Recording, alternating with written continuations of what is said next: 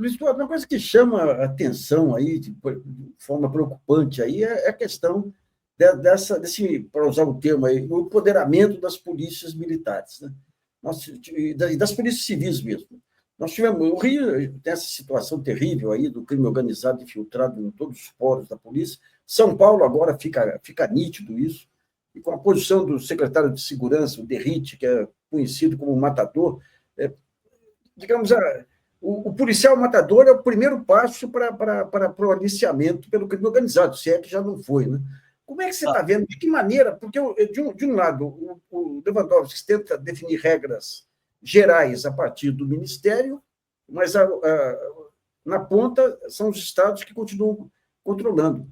E tem coisas que, para mim, até hoje são inexplicáveis. A PM da Bahia queimando arquivo lá do Adriano da Nóbrega, ligado ao Rio. Ou seja, você acha que tem uma organização informal de polícias militares aí ligadas ao crime organizado? Acho que sim. Acho que sim. Você disse bem, informal, né? Porque se o PCC ou o Comando Vermelho são facções já nacionalizadas, até transnacionalizadas, elas são, portanto, elas dispõem de alguma arquitetura e algum tipo de entrosamento rotineiro, com suas regras, sua lógica interna, seus interesses, etc. Nós estamos diante de um empreendimento capitalista selvagem, digamos assim. Se há captura por parte de alguns agentes públicos, particularmente policiais, se eles são cooptados, e nós sabemos que há anos nós sabemos disso, né? Antes mesmo dessas facções criminosas alcançarem esse nível de periculosidade, de poder, etc. Então, esses policiais participam de uma engenhoca que, de qualquer maneira, funciona em plano nacional e até transnacional. Eles são parte desse empreendimento, não é? Há um problema, Nassif, grave, eu acho, para o entendimento por parte da mídia e da população, de muitas autoridades, algumas até bem intencionadas, que tendem a distinguir corrupção de violência. E você disse muito bem, olha, quando a truculência está em vigência, as portas estão abertas para a cooptação por parte do crime, não é? Porque ali as comunicações, as interligações se dão naturalmente. Sim. A letalidade provocada pela polícia é expressão e condição de uma espécie de gestação de um quisto, de uma bolha, né, de um enclave que vai se dissociando daquilo que a gente chama hierarquia e disciplina. É isso. Não é? Então, quando a gente aceita violência policial ilegal, a gente está aceitando tacitamente o envolvimento com práticas que são ilegais, portanto, criminosas, e que nunca vêm dissociadas de articulações criminosas de outro tipo e, portanto, de articulações também com outras organizações e organizações criminosas. Isso é tão grave, porque isso tem um impacto mais do que sobre a área da segurança pública e sobre, portanto, bem-estar cotidiano da população, etc., isso tem um impacto político muito grave e institucional, não é? Porque, se é verdade, eu peço, então, que os que nos estão ouvindo e as amigas que nos estão ouvindo imaginem comigo, ou me deem crédito para trabalhar a hipótese. Vamos considerar que seja verdadeiro o que eu tenho dito há tantos anos, que os governadores não comandam as suas polícias, particularmente as polícias militares, mas não apenas. Os governadores não comandam suas polícias. Vamos considerar que isso seja verdadeiro. Se isso for verdadeiro, nós estamos diante mais do que de um escândalo, de uma situação dramática.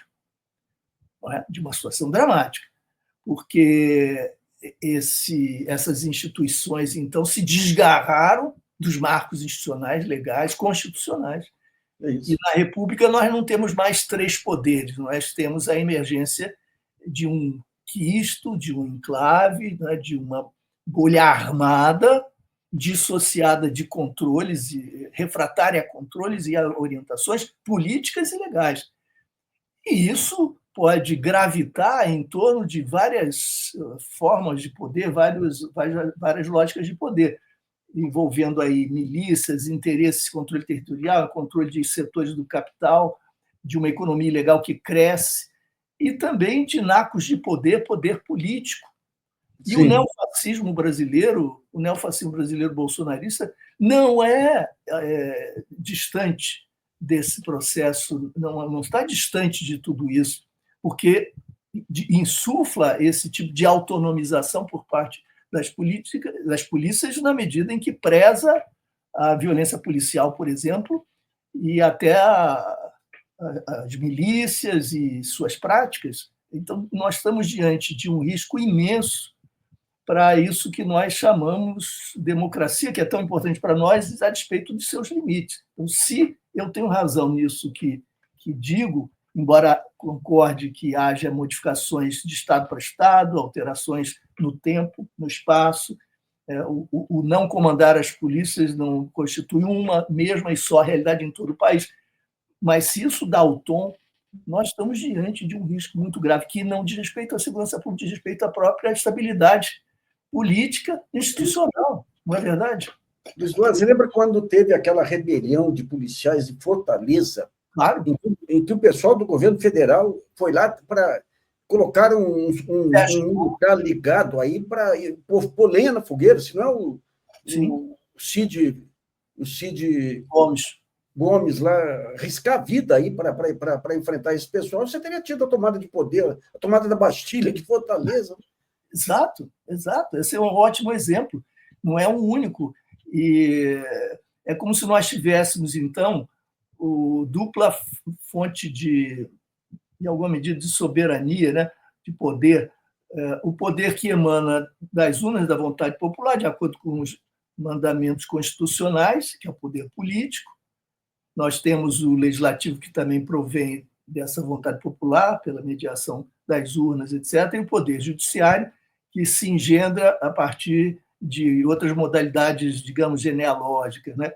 Temos esses três poderes. Mas o poder executivo, ou melhor, a autoridade do poder executivo, só se realiza na prática se puder submeter a seu controle o uso da força, no caso de necessidade, no caso de que haja resistência às suas determinações, ao seu comando.